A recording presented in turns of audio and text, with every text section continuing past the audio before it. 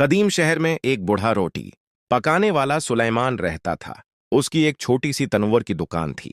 दुकान पर मिट्टी का तनवर जलता रहता, जिससे गर्म रोटियों की खुशबू पूरे कोचे में फैलती।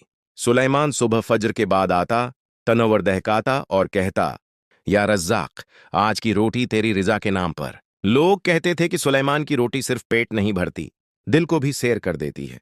एक दिन एक अमीर ताजिर उसके पास आया। लिबास कीमती, इत्र महंगा, चाल में तकबर।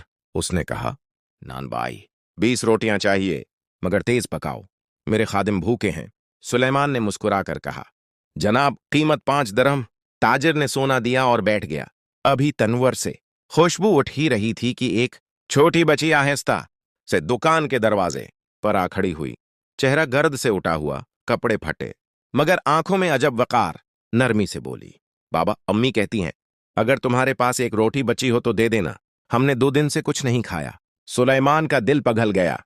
उसने तन्नूर के अंदर झांका, सबसे नरम रोटी निकाली, इस पर घी लगाया और कपड़े में लपेट कर दिया। ये लो बेटी, और अपनी मां से कहना दुआ जरूर करे। बच्ची ने शर्माते हुए कहा, मगर हमारे पास दाम नहीं बाबा। सुलेमान ने मुस्कुराकर कहा, यह रोटी अल्लाह के नाम पर है। अल्लाह ने मुझे रिस्क दिया, मैंने उसके बंदे को दे दिया, हिसाब बराबर। सुलेमान का दिल पिघल गया। उसने तन्नूर के अंदर झांका, सबसे नरम रोटी निकाली, इस पर घी लगाया और कपड़े में लपेट कर दिया। ये लो बेटी, और अपनी मां से कहना दुआ जरूर करे। बच्ची ने शर्माते हुए कहा, मगर हमारे पास दाम नहीं बाबा। सुलेमान ने मुस्कुराकर कहा, यह रोटी अल्लाह के नाम पर है। अल्लाह ने मुझे रिस्क दिया, मैंने उसके बंदे को दे दिया, हिसाब बराबर। बच्ची की आंखों में चमक आ गई। उसने कहा, अम्मी कहती हैं जो दिल से देता है अल्लाह उसका रिस्क बढ़ा देता है। सुलेमान ने कहा, तुम्हारी मां सच कहती हैं। जब ताजिर ने यह देखा तो उसके चेहरे पर नागवारी आ गई।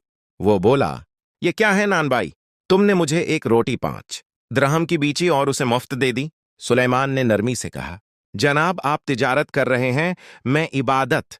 ताजिर ने तंज से कहा, इबादत भी नफा देती है क्या? सुलेमान ने कहा, हां, मगर नफा सकून में नहीं, सुकून में होता है। ताजिर ने हंसी उड़ाई और चला गया। मगर अजीब बात हुई, अगले ही दिन वही ताजिर भागता हुआ आया, चेहरा जर्द, आंखों में हैरत। सुलेमान, रात ख्वाब में मैंने देखा कि एक नूरानी बुजुर्ग ने कहा, तुम सोना लेकर सोए, मगर खाली हाथ उठे, और वो बूढ़ा नान भाई जिसने एक भूखी बच्ची को रोटी दी, उसका रिस्क आसमान से लिख दिया गया। ताजिर रोते हुए बोला, ये लो, तुम्हारे तन्नावर के लिए लकड़ियां, आटा और सोना मेरी तरफ से, मगर वादा करो तुम दुआ करोगे कि मेरा दिल नरम हो जाए। सुलेमान ने कहा, न मैं दुआ फरोख्त करता हूं, न नेकी, मगर हां, दुआ दूंगा कि तुम्हें वो लज़्ज़त नसीब हो जो देने वाले को मिलती है। इस दिन से ताजिर रोज दुकान पर आता, कभी मजदूरों के लिए रोटियां खरीदता, कभी बीवाओं के लिए आटा देता, और शहर में कहा जाने लगा, सुलेमान के तनवर की आग में बरकत है, वहां रोटियां नहीं, दुआएं पकती हैं। एक शाम सुलेमान दुकान बंद कर रहा था। आसमान सरख हो चुका था, मगरिब की अजान गूंज रही थी।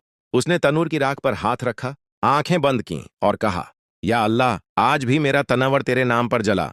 अगर किसी रोटी में दिखावा था तो माफ कर दे, अगर किसी रोटी में अखलास था तो उसे कबूल कर ले। वो देर तक खामोश रहा, फिर अपने झोंपड़े में जाकर लकड़ी का बक्स खोला। इसमें कुछ सके, एक पुरानी तस्बीह और अपनी मरहूम बीवी का दोपटा रखा था। उसने तस्बीह सीने से लगाकर कहा, बीबी मरियम, तुम कहा करती थीं कि रिज्क हाथ से नहीं निकलता, नियत से निकलता है। आज समझ आया कि रिज्क वाकई नियत में है, तन्नूर में नहीं। दूसरे दिन जब सूरज निकला, सुलेमान की दुकान के सामने लंबी कतार थी। हर कोई कह रहा था, हम वो रोटी चाहते हैं जो नियत से पकाई जाती है, न कि लालच से। और यूं सुलेमान का नाम रिज्क नियत के तौर पर मशहूर हो गया। एक ऐसा नानबाई जो नफा गनता नहीं, दुआएं तौलता था। सबक, असल बरकत मेहनत में नहीं, नियत में है।